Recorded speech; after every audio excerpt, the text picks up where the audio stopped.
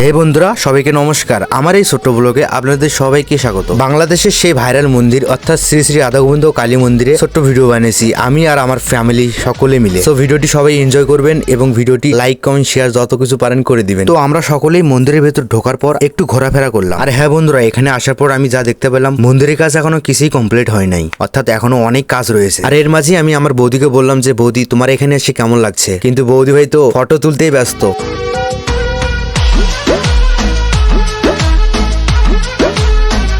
তো বৌদি ভাইয়ের এরকম একটা পোজ দেখে আমি ভিডিও বানাবো না, এটা কখন হতে পারে? আর তোমরা তো দেখতেই পাচ্ছ বন্ধুরা, আমরা সকলে হাত পা গুটিয়ে একদম ফটো তুলতে ব্যস্ত। তো যাই হোক, দাদা বৌদি ওইদিকে ফটো তুললো, আমরা এখন এদিকে ফটো তুলতে যাব। আর এদিকেই আমার ছোট্ট কিউট মা, অর্থাৎ আমার ভাগ্নি, আবার টিকটকারও বলতে পারেন।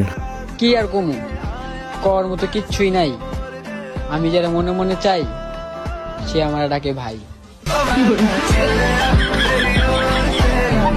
তবে যাই হোক বন্ধুরা, আমার আরেক দিদির সঙ্গে তো আপনাদের পরিচয় করানোই হয়নি। তো ইনি হলো আমার সেই দিদি, একদম ডেঞ্জার লেভেলের। আর আমরা ওদিকে ফটো তুলতে তুলতে আমরা এদিকে লক্ষ্য করি যে দাদা বৌদির সেই রোমান্টিক সিন, দুইজন কত সুন্দর একসঙ্গে ছবি তুলছে, তাই না? আর ঠিক এরপরে আমরা ফ্যামিলি ফটো তুললাম।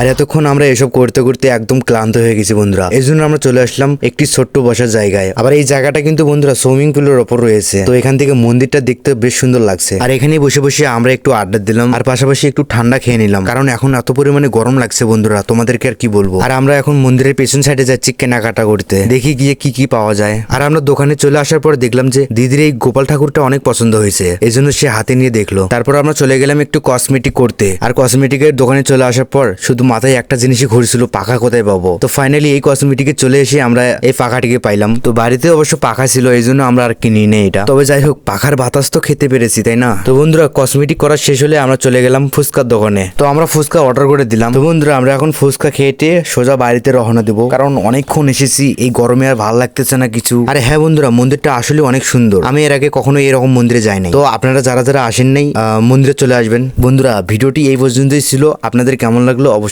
কমেন্ট বক্সে জানাবেন, আর একটু ভালোবাসা দিতে ভুলবেন না। এই ভিডিওটা দেখে আপনার কেমন লাগছে একটু বলবেন? খুব সুন্দর লাগছে। মানে নাইস, নাইস। Thank you.